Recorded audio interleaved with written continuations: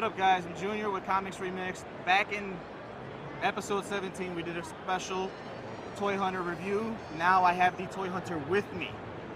Jordan Hembrough, thank you for joining us today on Comics Remixed. Thank you very much. I appreciate it. Now it's going to be kind of weird. I don't have my questions memorized. Okay. But I'm going to read them off my phone. Sheet? I got my cheat sheet. Okay, not a problem. So let's go down the line here. First one. Let's start with the thing you're most known for at the moment, obviously Toy Hunter. Yes. There's still some toy enthusiasts out there who are on the fence about watching. Okay. Why should the casual viewer, as well as a true toy aficionado, tune in and watch? That's a great question. I really appreciate that. You know, I really think the beauty of the show is it caters to a wide range of people. I mean, a lot of people are coming up to me saying, I never got into toys before until I started watching your show. I never knew the history of the toys in the pop culture before I got into your show. Mm-hmm. And the beautiful thing about Toy Hunter is we kind of cater to the everyman. Everyone knows that I'm a diehard collecting, you know. Can you say something else? I'm a dweeb, I'm a geek, I'm a nerd. I admit it, I am, I love it. What we're doing now is we're trying to get in the rest of the audience. We're getting in the broader range of everyone else that normally wouldn't watch a show like this. Gotcha. So I really think we really put out a lot of information to everybody. Cool. Well, I've been a toy collector since 7th grade, so like back in 95, 96, Okay. 17 years, basically. Okay. About 98% of my stuff is mint in a sealed box. Beautiful. You know, that's how I do it. During the time, I've become fairly knowledgeable to this great hobby of ours. Okay. It's pretty easy for me to grade a figure, you know, usually at first glance or whatever, but how does grading factor in, if at all, to the buying you do on the show? It grades in a lot. I mean, are you talking about if I actually going to have it professionally graded? No, not like FAA Just or condition nothing. everything? Yeah. Condition is everything. Because when you watch the show, you don't normally sit there, not almost every episode, you sit Right. there, you just kind of, you know, this, you know, oh, condition it is doesn't really, everything. you know. I mean, you know, it's the packaging of these toys and everything that it's packed in. I would tend to believe that it probably counts to up towards 50% of the value. To me personally, because Right. I know the people that I sell to, they always want everything in the box. They want the box in really, really good condition. And you know as well as I do that if you're at a show like this or anytime you're at a convention, someone's going to come up and really barter with you, and they're going to say, the box is torn, the box has some edge wear. I just had that conversation with one of your guys. Oh, there you go. Yeah. All right, so you know. I know what you mean. Exactly. You ever thought about putting out like a guide or something to help people who want to come into toy collecting and really don't know how to go about it? I don't think I'd actually put out a guide because I think the rules change all the time. Okay. And really, the guide should be something that's very, very personal to you. I mean, some guy came up to me the other day and he said, I've got all this money. I don't care what I buy. Show me what to buy. And I really couldn't answer the question to him because right next to him was another guy who said, I don't have any money. What can I buy? Right. So the rules change for everybody. And I think really the beauty of the hobby and the beauty of just doing what we all do is sort of finding our own way. Basically, we do what we want to, you know, we collect what we want, we collect on our own budget, and that's really what's beautiful about everything. Yeah, budget's always I know. the bottom line, Yeah. you know? Yep. Okay, well, like I mentioned earlier, that one episode has garnered over 3,000 views for us. Oh, good, okay. So I mean, it's like our most watched episode. But a lot of people, they care what other toy collectors have to say.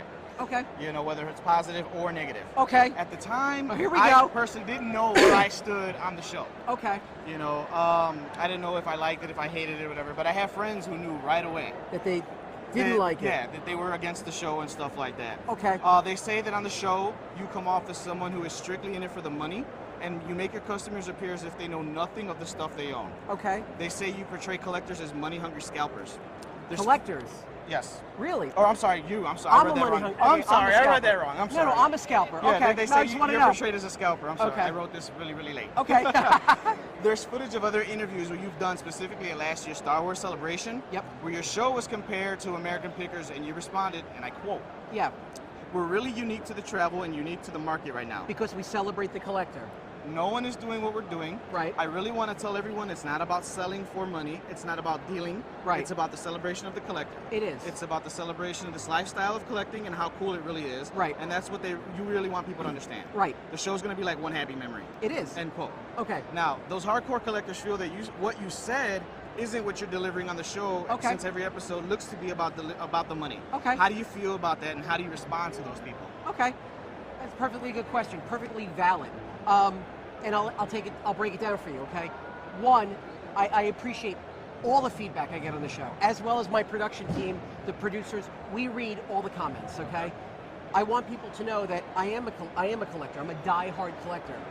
That being said, I'm also a dealer. I need to do this for my living. Right. Okay? It's what I do to put money on my table.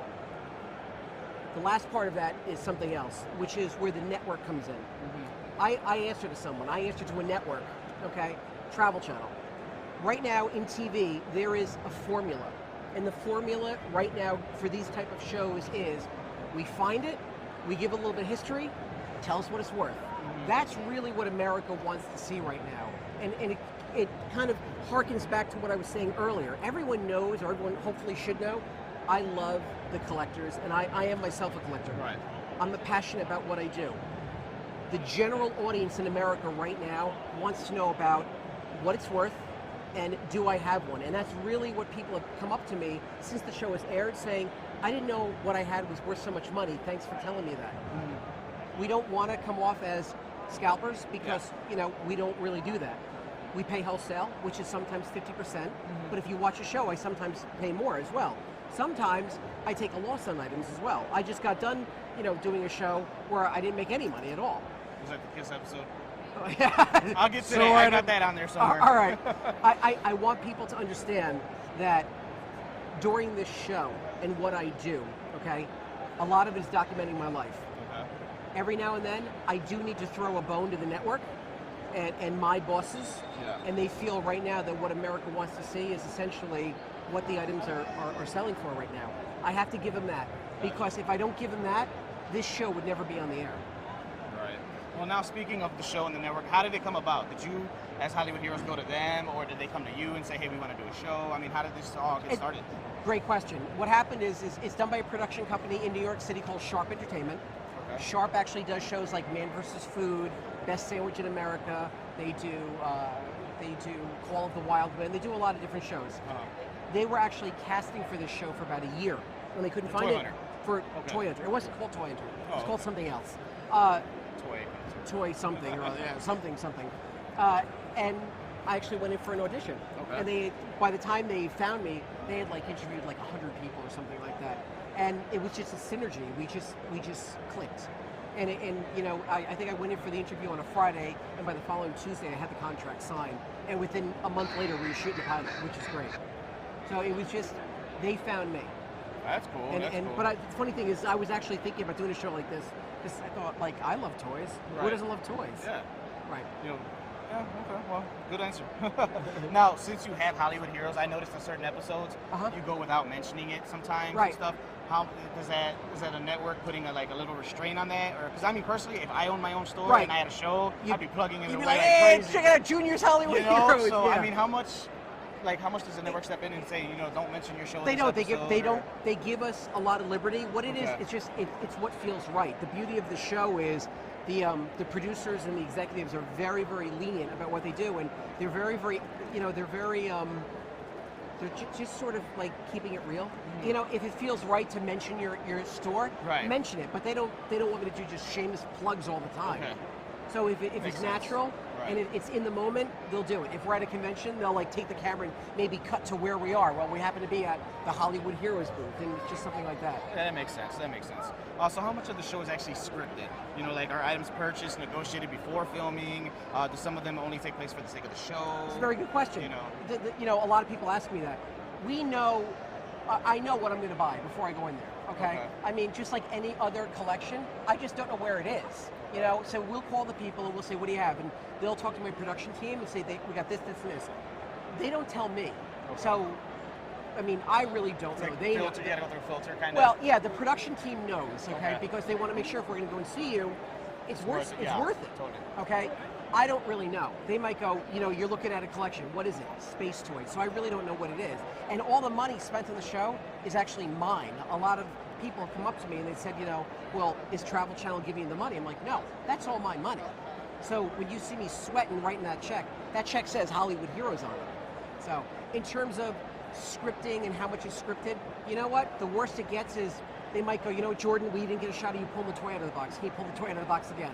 I might find it again. Right. But that's just so we can get a shot. It's not me, not doing it. Oh, we know how that goes with the show and everything like that. So, but how much input do you have behind the scenes? Like, does the Travel Channel step in sometimes to say, don't do that, or we can do that? They do. Yeah, they do. I mean, it's a fine line. really what they do is they come to me and say, would you really do this in real life? Would this really happen? Okay. Would you really pay $4,000 for a flag? Or would you really pay this amount of money if you don't know what the toy is? And that, they want to keep it real. Okay. I mean, if they're like, well, would you really go to Hawaii for a toy? I'd be like, no, I wouldn't go to Hawaii for a toy at all. And they're like, all right, you didn't go to Hawaii. Right. So. Well, that makes sense. You know? Okay, so now congratulations. It's entered its second season. Yes. When the show originally started, did you have a feeling it would run as long as it has? Or is it just like, well, you're going to take it day by day and hopefully it'll catch on? Day by day. Day by day? The beauty of doing the Toy Hunter show is the production team is wonderful. Everyone believes in the show. She's been smiling the whole time, well, so I take your word for it. She's my executive producer. She's the boss. So she made the show.